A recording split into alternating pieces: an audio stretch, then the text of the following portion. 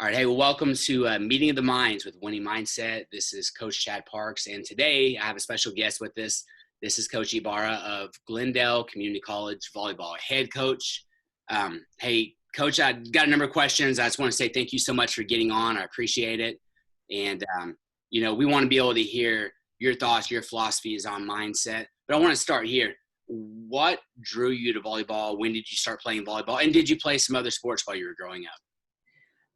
I did. I actually started in soccer. I was 5. My family thought I had too much energy. And so they put me into soccer. Wasn't very good. And my mom at the end goes, do you want to continue to do this? And I was like, yes, I do. And I guess at an early age, that's always been my mindset. It's once I find something that I love, I keep jumping. I'll just jump right back into it. And I don't give up. It's weird. Not that it's always about being the best, but I want to be better than I was before. I always think that that's really important. So started with soccer. I dabbled in softball, a little too slow for me. And I like that instant gratification type of sport. Then I played basketball next. Basketball was probably one of my true loves. And I started that when I was in 4th grade.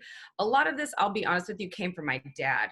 He played football at Arizona State. I have all my uncles were some were professional boxers and baseball players way, way back in the day. So it's kind of like in our blood a little bit. So let me think here. So then volleyball I started in 6th grade. And I fell in love with it. As I got older, so my sports were volleyball, basketball, I ran track, I ran the 400, the relays, and I did the long jump and the triple jump.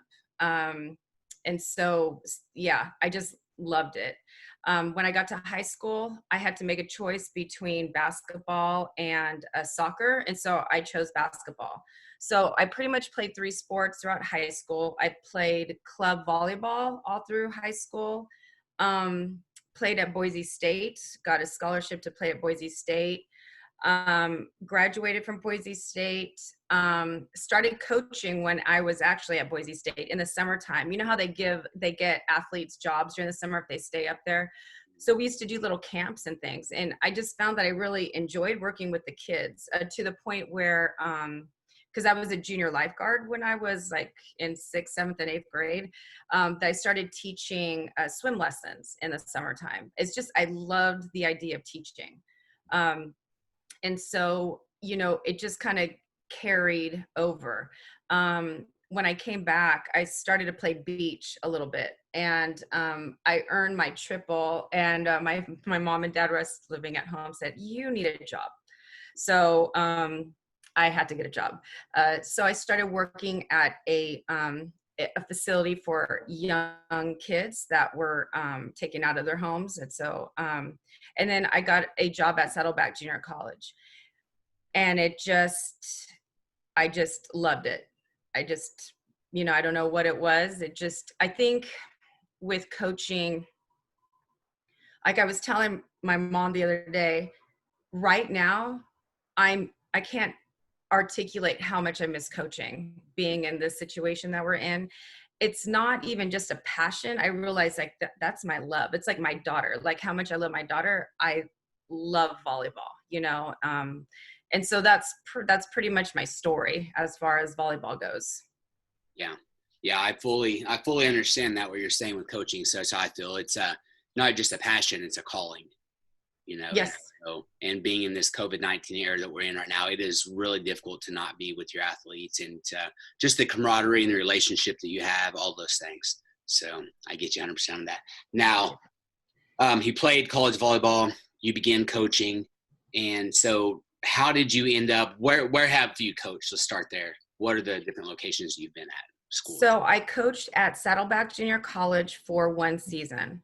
I was still really young. I was like 22. And I didn't realize what went into junior college ball. Hmm. I mean, in junior college ball, you have to recruit, you have to, I mean, it's a whole slew of things. I was really not ready for that. And so what I wound up doing is dropping back to high school. So I went to Costa Mesa High School where I coached both girls and boys. Um, our first season for both girls and boys, and first ever for the girls, we went to quarterfinals of CIF, and that was the first time that they'd ever gone. And then with the boys, we went to semifinals. And I think, if I'm not mistaken, I'm really bad at this stuff, but I got some kind of Coach of the Year award because how well those two teams had done. Um, then I coached another year, and then kind of like your wife, I wound up having a child. And as a, you know, it's interesting for women. You have to make a decision at that point. Yeah. You know, what is going to be more valuable at this time, me being at home with my daughter, and or is it coaching, you know? And you want to give the both to best, or to the best to both, sorry. And so I had to make a decision, so I stopped for a while. Mhm. And when I stopped, um, out of the blue, I get a call from my coach from Boise State, my assistant coach, and he's like, "Hey, Vet, there's these people looking for you." I'm like, "Oh God, what did I do? Like, who's looking for me?" And they're like, "There's a college out in California that they really want to talk to you." And I was like, "Okay." So I wind up talking to him. Winds up being Glendale Community College. And so I went on my interview, and I hadn't coached in, I want to say about five, I don't know, maybe it was less than that. So it was maybe about 2 to 3 years. And I wound up coaching and getting back into the rig and roll of it. It was an understanding like Orange County ball and LA County ball. I just had to throw that in there because it's two different worlds for me. It was a lot different than I had expected it to be. And getting reacquainted with everything again. It was a huge learning process for me. And I remember thinking how valuable it was because it was almost like I was starting over in a way, right? Because it's amazing how things change in about 3 years. Yes. And then I wound up being then asked to coach club. I was at Club West, which then was bought out by Forza One Volleyball Club, which is based out of Temecula, and it branched out here to Pasadena. So yeah, that's where I've been. Yeah. So when it comes to recruiting, do you have a really strong base around where you're at? Do you guys look everywhere nationally, or do you stay at home a little more, or both? You know, I have found going outside of California, because unfortunately, California junior colleges, we don't offer scholarships. So it's a lot different than every other state in the United States. Yeah. But it is very inexpensive to go to school. I mean, really, if you're going to take about 16 units, you're going to pay about $500, maybe $600 a semester, which is pretty much nothing. The other thing California instituted, which was nice, was this first year free if you live in California. So as far as recruiting, I have gotten girls in from out of state recently, which has been kind of cool, them just wanting to move to California. And then, so I primarily recruit it's Glendale, Pasadena, LA County. It's really hard to get kids from Orange County because of the number of JCs that are in that region alone. You know, you have about 14 JCs just in that area. And so generally, you know, I stay in here. One time I tried to recruit deep into LA, and I wound up getting burned. But, you know, you learn. It's like every year I feel like there's something new I've learned about the recruiting process and about how to get kids in, and to, you know, how to keep them engaged in the summertime, because, you know, the summertime is when you lose kids. Yeah. That's when, now I'm figuring out how long it takes. It takes an hour to get here because of traffic every morning. I don't know if I can do this all the time, you know, throughout the year. So, you know, the recruiting part is just like one little minute part of it. It's really, once you hook them, is keeping them coming. Yeah. Okay. So we, of course, being in COVID-19, we talked about that a little bit earlier, and then now moving into summertime. What are some ways that you're staying connected with your athletes and making sure that they're continuing to work out and to grow during this period where we can't be with them one-on-one, or we can't really work with our entire teams?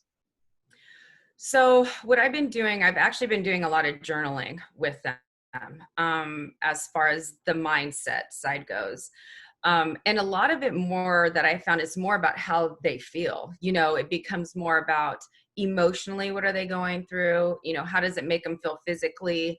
Kind of that holistic vibe of how they're feeling as a person. Mm. We've been doing Zoom workouts. So 3 days a week, we do these, I do in between HIIT workouts and some really great plyometric workouts that, like, I set up a gym in my garage just so that I knew that I had a place to go that I could film. And so we get on and we journal first, then we jump into our workout, and then we cool down and journal after, so that, like, we're staying together through the whole process. Sometimes we do it 2 days a week, sometimes 3 days a week. It just really depends. And because one of the things I found was on the mental side and listening to them was school was different for them. And some of them really needed that extra time, so, I found that I needed to make sure that they had that as well. Yeah. Well, speaking on mindset, let's just say that we're not in the COVID-19 era, we're in a normal, or some of the things that you're seeing now. What are some of the typical mindset issues, red flags that you've seen come up with your volleyball players that you often how to address, and how are you guys addressing those? Whether it be with nerves or whatever area you want to cover. Yeah, it's vast. It's interesting too, because I have found in coaching club and coaching JC, there's two different mindsets. Mm-hmm. My club girls come in with the idea that they know exactly what it is that they want to do and where they want to go. And I've always coached 18s, and I dropped down to 15s because I wanted to start really honestly working on the mental side with the girls. Right? That was because they were coming to me at 18, and I'm like, you're going to go play for D1, D2, even D3 NAIA school. How are you going to do this with the backstepping that you do mentally, right? Oh, I made a mistake. It's the end of the world. But there's still a little more control with my club girls. With my junior college girls, I find that they come with a lot of baggage. And so one of the things literally 2 years ago, what we started to, I'd ask the question is, what do you bring right now to Glendale College? What are you bringing to Glendale College? Whether it's positive or negative, what are you bringing? And it's different. Sometimes it's, my coach told me I was a horrible player. So automatically that just stays with a person. Every time I make a mistake, I get pulled out of the game. So that means I'm scared to play. I'm scared to make a mistake. To the point where you have girls who completely just shut down on the court, where they can't focus for more than 5 points if they make an error. Body language, to me, that's the one, and you can see it like right away, and then that leads them into a whole other playing. I don't know. I guess mentally the ability to play. And so it's so, I get so much. We often say our JC kids, because there are these in-between kids who maybe weren't necessarily they weren't good enough, but there was something that was there. It was just missed, and so, and a lot of times what I find, it's the mental side of things. They have a potential talent. It just got stunted for some reason. Yeah. It's so huge, something we talk about all the time. And a winning mindset as a company, or volleyball mindset, more specific, is just learning to recover really quick after errors. And, we had talked a little bit before we began recording, and you said this is something you like about volleyball. It's quick, right? It's a fast-paced sport. And with my wife being a volleyball coach, I'm a huge volleyball fan. I'm a wrestling coach, but I work with volleyball players in strength conditioning, and I train them all summer. And But man, I love just the speed of it. But you have to recover quickly because you don't want Right. that one mistake to turn into multiple mistakes because you can't get over that one, So learning to Right. do that. So yes, that's so huge. And then so many kids, and this crosses over in every sport, are so afraid to make errors or to mess Yep. up that they no Yes. longer compete to win. They begin to compete not to get beat. That's right. A whole Yep. different place to play from mentally, Yep. So Yep. yeah, so addressing those is huge. Right. I like to say, I'm like, you have to have a short-term memory. Yeah. You have to have a short-term. As soon as that plays over, it's done. The idea now is to think about, if you feel you've made an error, how do you make that correction? What's the correction?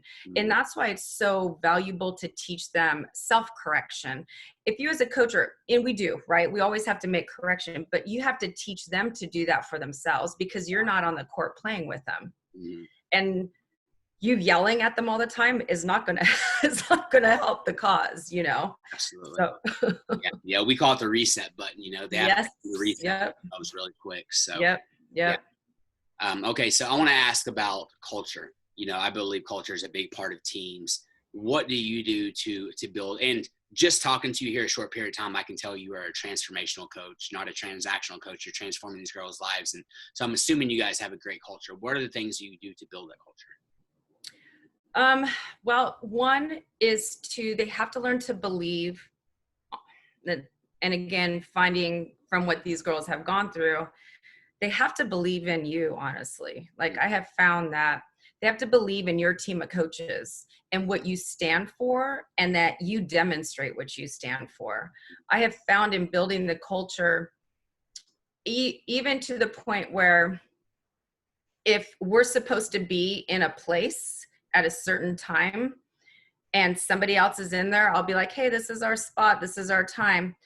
And when we leave on time. We make sure that the next group that comes in, I mean, just all these little things, like the value of them, how important they are to not just to us as coaches, but to them as players, because then that culture grows into something more. It grows into how they're going to live their life. It grows into how they're going to do their job, and I get a lot of girls who may not necessarily want to play at the next level, but there's something they're going to do at the next level. They are going to go to school. They are going to be involved. They are going to start a family. They are going to get a job. And it's like how important these, John Wooden says, it's the little things that make the big things happen. Yeah.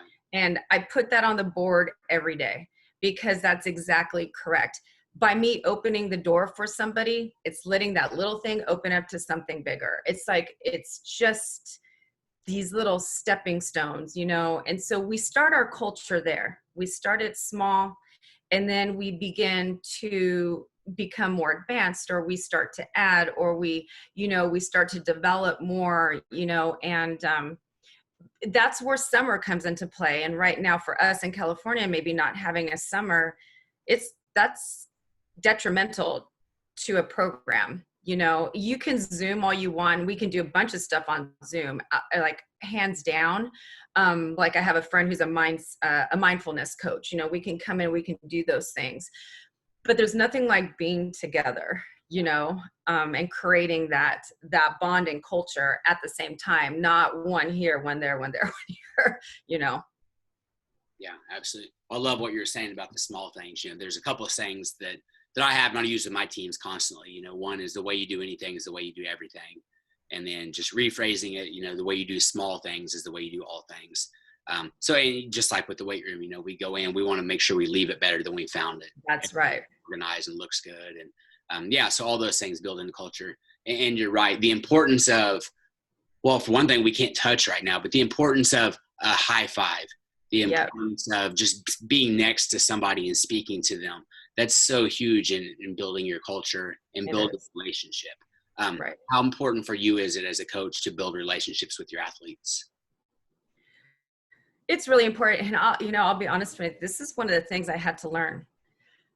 I grew up at a time where coaches, they were hardcore. Mm-hmm. I mean, hardcore, and you probably understand what I'm talking about. There was no room for anything, not even a little bit. You were going to get spit on, yelled at, grabbed. It goes on and on. However, I loved my coaches. Despite all of that, I loved them and they made me who I am today. I've been through things, right? And I've been able to be strong through them. And so they have, besides my family network, they have been that strength, that pillar, you know, that has said, oh, you can, if you can get through that, you can get through anything.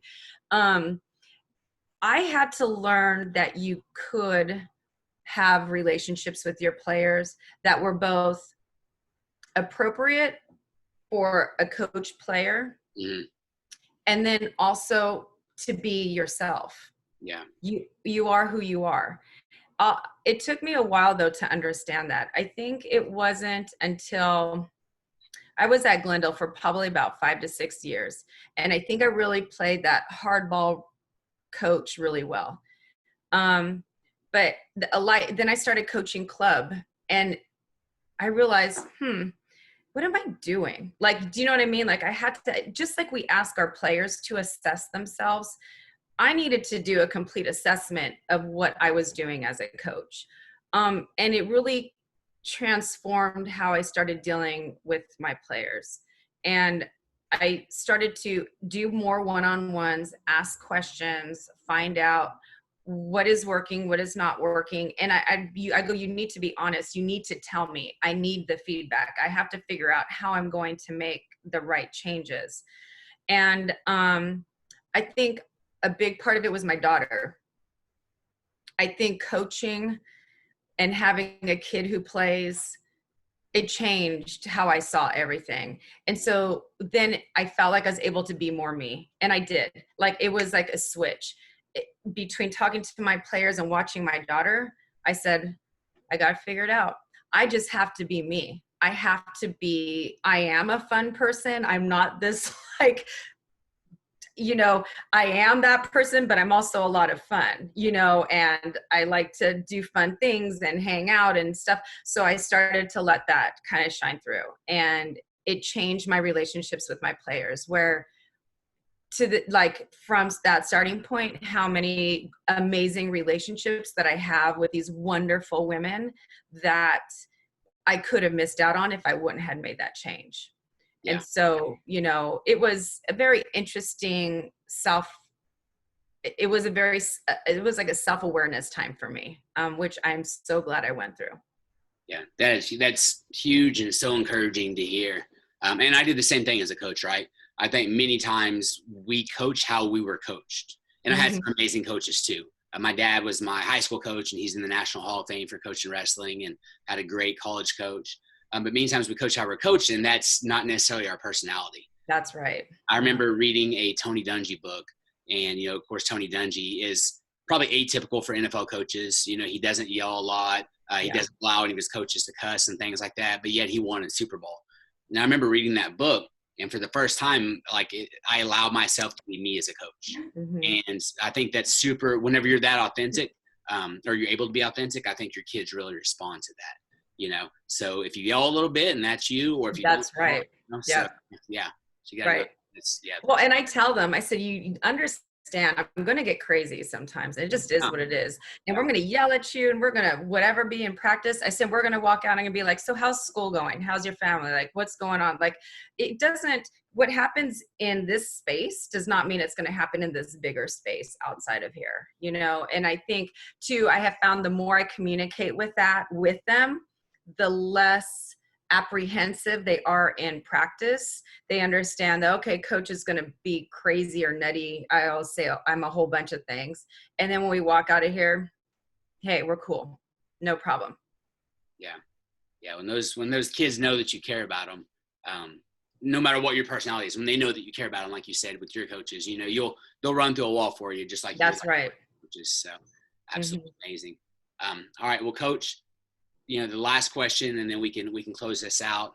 You know, for you, what would you say is, let's do one or two things that if you could go back and teach yourself as a younger coach, or you could go back and tell yourself whenever you were younger, what would that be? Like, hey, here's just a couple of simple things that if you implement now, it's going to help your athletes be better mentally, or it's going to help them be better on the courts. That's tough. Yeah, that's it. Well, I would say want to be your authentic self. Like, I think that's number one. And I believe that as a player too. I think sometimes players try to change too much of who they are, and then you don't get the most out of them. Yeah. So I feel that as a coach, be who you are. If you are a fun person and if you like to dance with them every once in a while. Show the side that cares. And I think I wish I would have understood that sooner, is to really show that, empathize with them, get to know who they are as a person, and develop those relationships, because I do think that once those relationships are developed, you'll see an increase in the process as well. Like, it goes hand in hand for sure. Yeah, that's excellent. Well, that's a great answer. So I don't want to. That's great right there. Now I will ask you this though. We have what we call like a training paradox, which is almost everyone I talk to, everywhere I go. Sometimes I work with huge groups, or maybe it's an individual, right? And I say, how much of your sport do you think is mental? And most people say 90% or more. But whenever we look as coaches, often we do 90% or more physical practice, and we do very little mental practice. We kind of sprinkle some things in. So for you, it sounds like, with your journaling and things that you guys are doing, how much intentionality do you put or believe, to add to the mindset of your athletes, along with what you're doing with all the physical training? I think it changes, but it's interesting that you say that, or mention this, because I was having a conversation with another coach, and I'll tell you what, I value my conversations with my other coaches. Like, I learned so much from my peers that I'm like, oh, I never even really thought about that, and I guess maybe that's the other thing. Understand that every day you're learning. Like, it's never just over. You're always learning.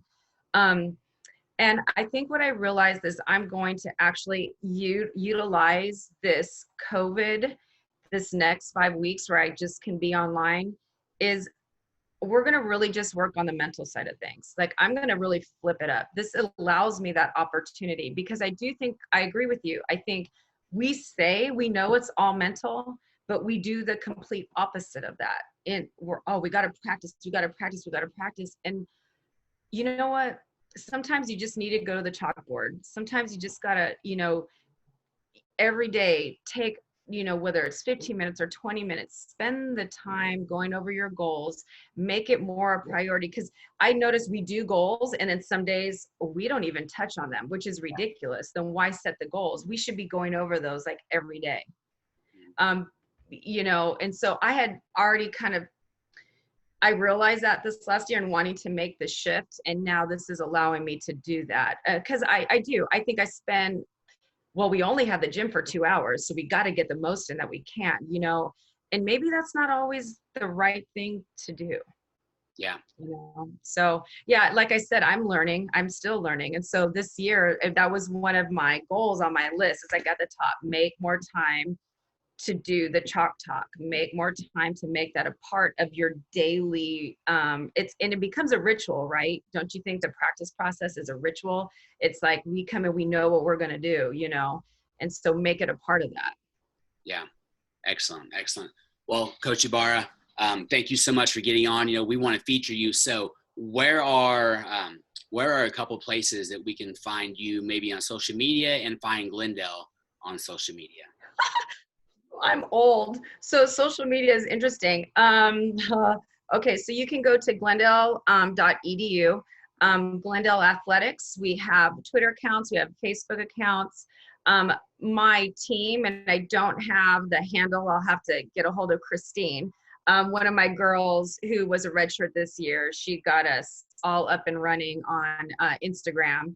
And so, but if I'm not mistaken, it's Glendale Volleyball. Or at Glendale Volleyball. Yeah. And she posts things all the time. And I have Facebook, but I'm one of those oldies that is still like, oh, I don't want to post all the time. I don't have time for this. So, but yeah, and not only that, if somebody wants to contact me and you want to talk, Ybarra@glendale.edu, I'd be happy to talk to you and give you my cell number and, just reach out.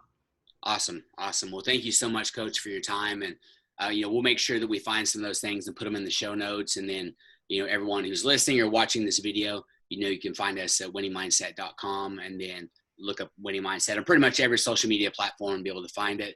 And then we will have this interview on here. Again, thank you so much, Coach Ybarra. I learned from you today. I'm constantly trying to learn as a coach, and I appreciate you being on here. So, oh, thank you so much. Thank you. I appreciate it. you bet. So, all right. God bless everybody. And until next time, see y'all.